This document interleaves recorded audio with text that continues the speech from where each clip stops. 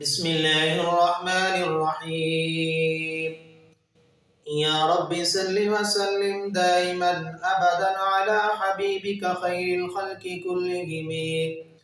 هو الحبيب الذي ترجى شفاعته لكل حول من الأحوال مقتحم. حاضرین و ناظرین، آج کا ہمارا درس، آج کا ہمارا سبق بخیل کی مذمت کے بارے میں ہے کہ جن لوگوں پر اللہ تعالیٰ نے یہ انعام کیا ہے کہ مال کی فراوانی دی ہے تو وہ اپنے مال کو اللہ کے راستے میں خرچ نہیں کرتے، بخل کرتے ہیں۔ رب تعالیٰ نے قرآن پاک میں ان لوگوں کی مذمت بیان فرمائی ہے۔ آپ ذرا دیکھیے اللہ تعالیٰ کے قرآن کو، اللہ تعالیٰ نے قرآن پاک میں ان لوگوں کے بارے میں کیا فرمایا۔ فرمایا بسم اللہ الرحمن الرحیم وَأَنفِقُوا فِي سَبِيلِ اللَّهِ وَلَا تُلْقُوا بِأَيْدِيكُمْ إِلَى التَّهْلُكَةِ۔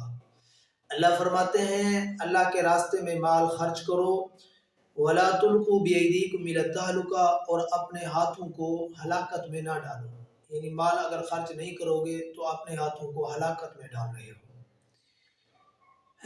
اور دوسری قرآن پاک کی آیت ہے بخل کے بارے میں، یعنی جو بندہ مال خرچ نہیں کرتا اس کے بارے میں ذرا دیکھیے۔ اللہ فرماتے ہیں الشیطان یعدکم الفقر ویأمرکم بالفحشاء، شیطان تم کو محتاجی سے ڈراتا ہے اور تم کو بری بات کا مشورہ دیتا ہے۔ واللہ یعدکم مغفرۃ منہ وفضلا، اور اللہ تعالیٰ تم سے خرچ کرنے پر اپنی طرف سے گناہ معاف کرنے کا اور زیادہ دینے کا وعدہ کرتا ہے۔ واللہ واسع علیم، اور اللہ تعالیٰ وسعت والے ہیں، وہ سب کچھ دے سکتے ہیں، خوب جاننے والے ہیں۔ حاضرین و ناظرین، یہ دو آیتیں میں نے آپ کے سامنے رکھی ہیں۔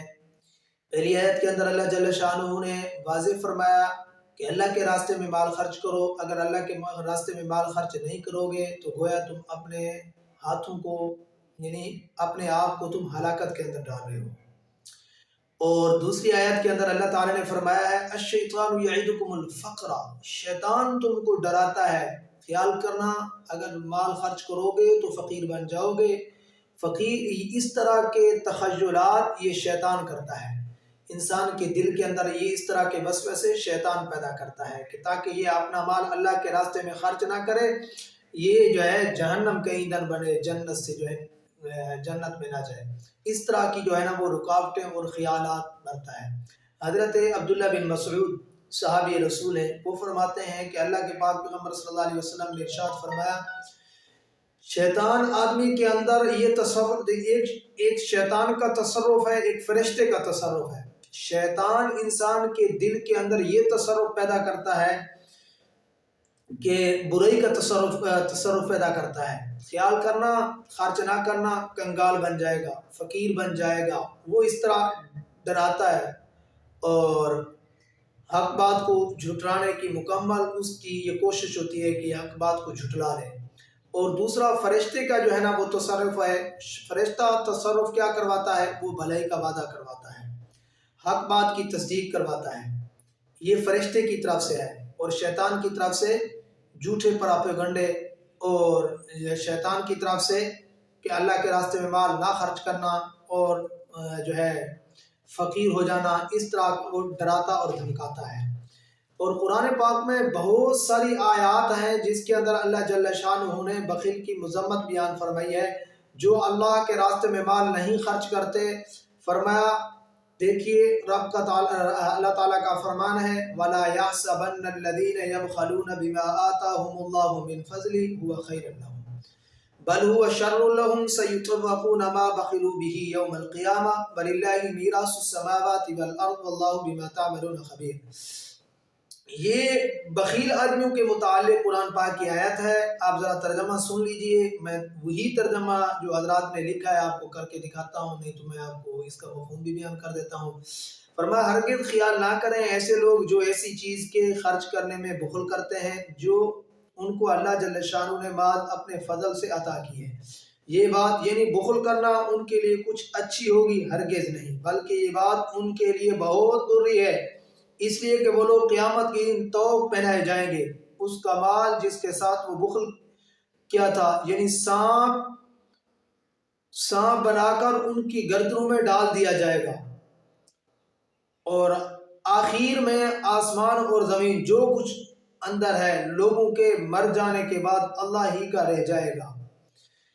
اس آیت کا مفہوم، اس آیت کا جو ہے خلاصہ وہ ان لوگوں کے بارے میں ہے کہ جن پر اللہ تعالیٰ نے زکوٰۃ فرض کی ہے، زکوٰۃ لازم کی ہے، واجب کی ہے، لیکن وہ لوگ اپنی زکوٰۃ کا حصہ ادا نہیں کرتے، خرچ نہیں کرتے، یعنی واجبات جو ہیں ان کو جو ہے اللہ کے راستے میں خرچ نہیں کرتے۔ ان کے بارے میں بہت سخت قسم کی مذمت بیان فرمائی ہے۔ فرمایا کہ یہ جو مال ہے دنیا کے اندر، جو مال جس کو کماتے ہیں اور لوگوں کے سامنے فخر کرتے ہیں، میں اتنے مربوں کا مالک ہوں، اتنی کوٹھیوں کا مالک ہوں اور اتنے بنگلوں کا مالک ہوں، اربوں خربوں جو ہے میری زمینیں ہیں، جائیدادیں ہیں، یعنی کہ اس پر جو ہے فخر کرتا ہے لوگوں کے سامنے، اپنی زمینیں گنواتا ہے، اپنی جو ہے کوٹھیاں گنواتا ہے، اپنی کاریں گنواتا ہے، اپنے بنگلے گنواتا ہے، مختلف قسم سے جو ہے مختلف قسم کی جو ہے وہ چیزیں لوگوں پر جو ہے گنوا کر فخر کرواتا ہے کہ میں بہت بڑا شخص ہوں، بہت بڑا آدمی ہوں، میرے پاس بڑی مال دولت ہے، جاگیر ہے۔ اللہ تعالیٰ فرماتے ہیں اس طرح کے لوگ، ان لوگوں کو کہہ دیجئے اور انہیں فرما دیجئے وَلَا يَحْسَبَنَّ الَّذِينَ يَبْخِلُونَ بِمَا آتَاهُمُ اللَّهُ مِنْ فَضْلِهِ، کہ جو لوگ بخل کرتے ہیں، اللہ کے راستے میں مال نہیں خرچ کرتے، انہی کا مال انہی کے گلے میں گنجے سانپ کی شکل میں توپ بنا کر ڈال دیا جائے گا، اور یہی گنجا سانپ ان کے دونوں جبڑوں کو پکڑ کر کے رہے گا کہ میں تمہارا وہ مال ہوں جو دنیا کے اندر جو ہے تم لوگوں پر شیخیاں کرتے تھے، فخر کرتے تھے، ہم اتنے مالوں کے، اتنے ملوں کے مالک ہیں، اتنی جائیدادوں کے مالک ہیں، اتنی بینکوں کے مالک ہیں۔